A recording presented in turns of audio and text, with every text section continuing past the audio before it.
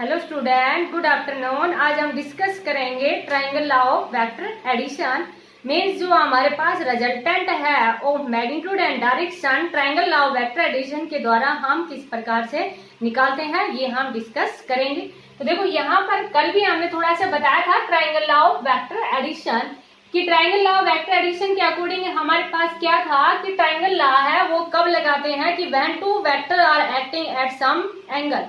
तो आपके पास रूल बताया था कि रूल आपके पास वही रहेगा कि जो फर्स्ट वेक्टर का हेड है वो कंसाइड करेगा सेकंड वेक्टर की टेल के साथ। तो हमारे पास कुछ इस तरह की कंडीशन आई थी कि let us consider there are two vectors A and B, वो कुछ एंगल के ऊपर एक्ट थे और ये हमारे पास क्या आ गया था, उनका रिजल्टेंट आ गया था। इतना हमने कल डिस्कस कर लिया था। अभी हम डिस्कस करेंगे इसका मैग्नीट्यूड, रिजल्टेंट है उसका मैग्नीट्यूड और डायरेक्शन है वो अब हम डिस्कस करेंगे। तो देखो ये हमारे पास एक इस तरह की ट्राइंगल बन गई। तो यहाँ हम थोड़ी सी क्या करते हैं, इसके अंदर कंस्ट्रक्शन करते हैं ताकि हम पाइथागोरस थ्योरम है वो लगा सके। तो हमने थोड़ी सी इसके अंदर कंस्ट्रक्शन कर दी। मीन्स ये एंगल है, एक परपेंडिकुलर ड्रॉ कर दिया। जैसे कि सपोज करो ये हमारे पास O है, ये P है, ये Q है और ये हमने क्या कर दिया, एक परपेंडिकुलर ड्रॉ कर दिया।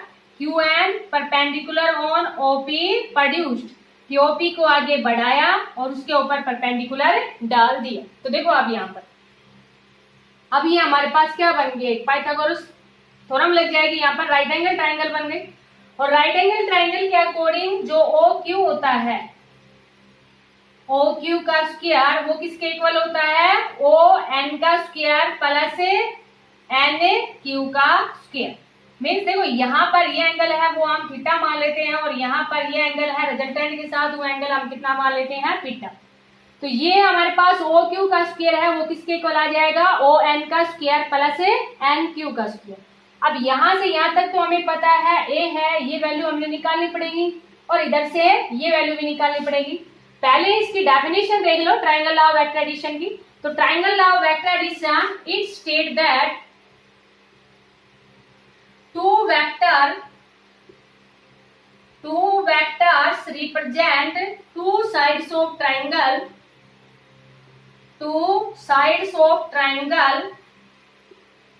taken in same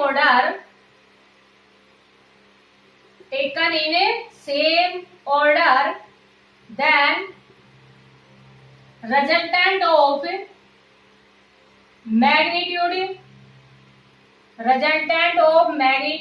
and direction given by the third side of triangle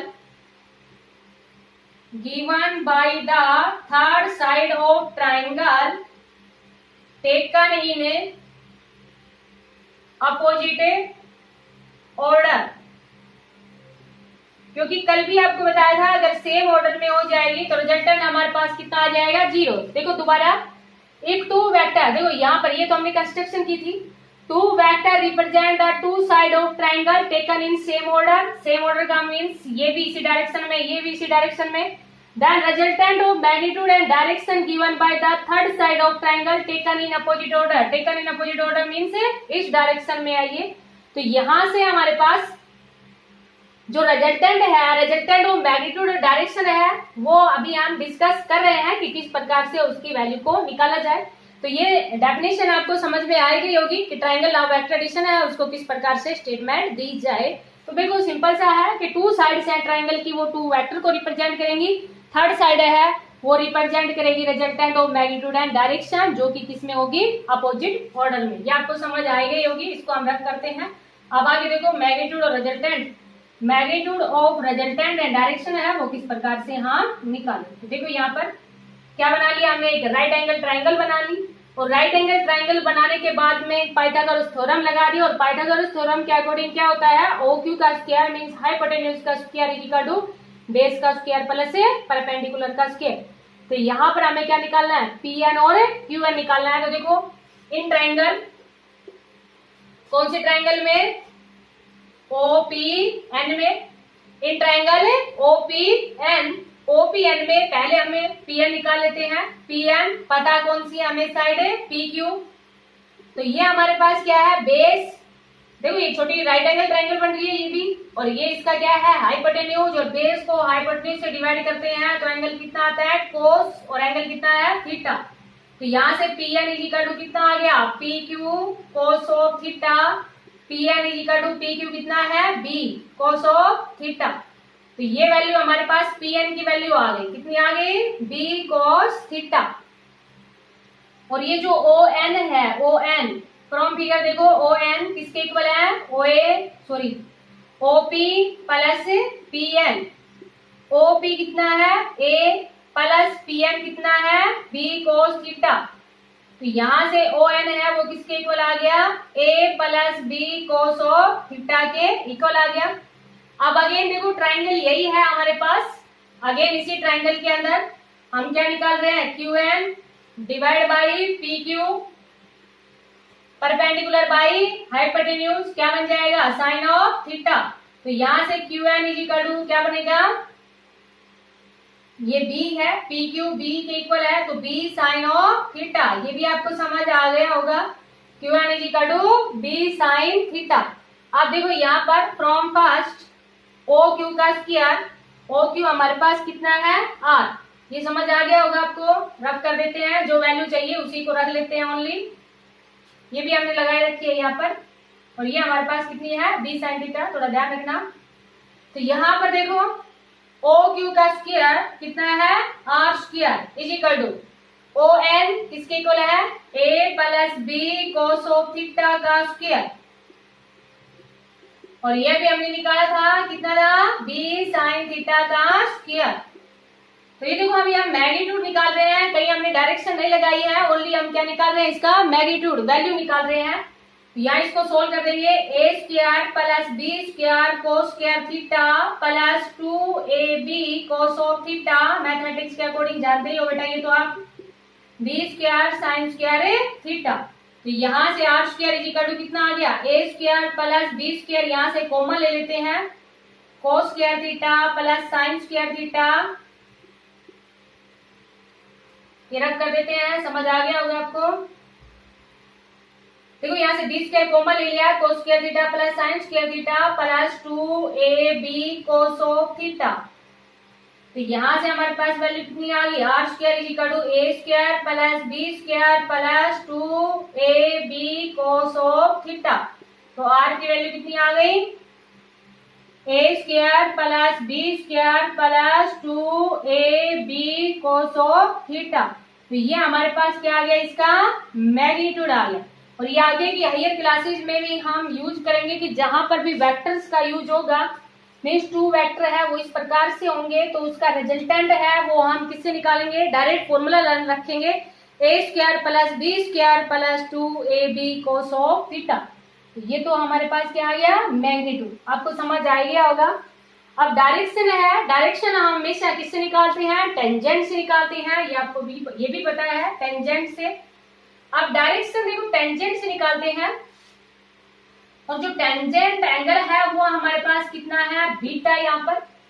तो टेंजेंट क्या होता है परपेंडिकुलर बाई बेस, परपेंडिकुलर कितना है Q N divide by base हमारे पास क्या है O N, tangent beta is equal to कितना है क्यू एन की वैल्यू अभी हमने निकाली थी, कितनी आई थी B sine of theta plus A plus B cos of theta.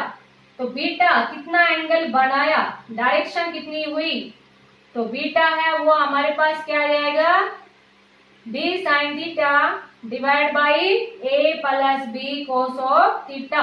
ये हमारे पास जो ट्रिग्नोमेट्री है इनवर्स ट्रिग्नोमेट्री उसके अंदर कुछ एक वैल्यू तो आप जानते भी हैं, जैसे कि 0 पे 30 45 60 90 पे तो जानते भी हैं। बाकी हमारे पास जैसे लॉगरिथम टेबल होती है, लॉगरिथम टेबल से भी अभी आप लॉगरिथम टेबल कैसे सोल्व करते हैं मीन्स कैसे देखते हैं वो नहीं आती होगी, अभी आपको डिस्कस करेंगे वो भी हम। और ऐसे ही हमारे पास जैसे लॉगरिथम टेबल की हेल्प से हम बड़ी से बड़ी कैलकुलेशन है वो बहुत इजी वे के अंदर सोल्व कर लेते हैं, डिस्कस करेंगे ये। ऐसे ही एक हमारे पास ट्रिग्नोमेट्रिक टेबल होती है तो वहां पर हम वैल्यू है वो निकाल लेते हैं। तो अभी आप यहाँ तक ध्यान रखना कि यहाँ जो डायरेक्शन है तो डायरेक्शन टेंजेंट से निकाल रहे हैं, टेंजेंट मीन्स कितना स्लोप बना रखा है। ये जैसे कि हमारे पास एक्सेलरेशन वाले में भी आया था डायरेक्शन के लिए तो कितना स्लोप, और स्लोप हम किससे देते हैं, टेंजेंट से। और टेंजेंट हमारे पास क्या होता है, परपेंडिकुलर बाई बेस। तो यहाँ पर वैल्यू है वो कितनी आ गई, B sine theta divide by A plus B cos of theta. तो बीटा इज इक्वल टू कितना आ गया, tan inverse B sine theta divide by A plus B cos of theta. जैसे कि अब इस पे न्यूमेरिकल आपको किस टाइप से करना है, एक सिंपल सा न्यूमेरिकल है वो अभी हम डिस्कस कर रहे हैं, ये आपको समझ आ गया होगा, इसकी आप अच्छी तरह से प्रैक्टिस करना। जैसे कि मान लीजिए आपको 2 फोर्स दे रखे हैं A and B. Let us consider, simple सा एग्जांपल लेते हैं एक, 2 force A and B are in ratio में दे दिया आपसे 3:5 and their magnitude is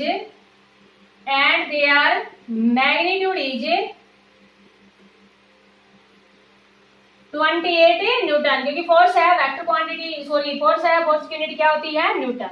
तो मैग्नीट्यूड है वो कितना दे दिया, 28 newton, and they act an angle of inclination is 60 degree, then find the value of force.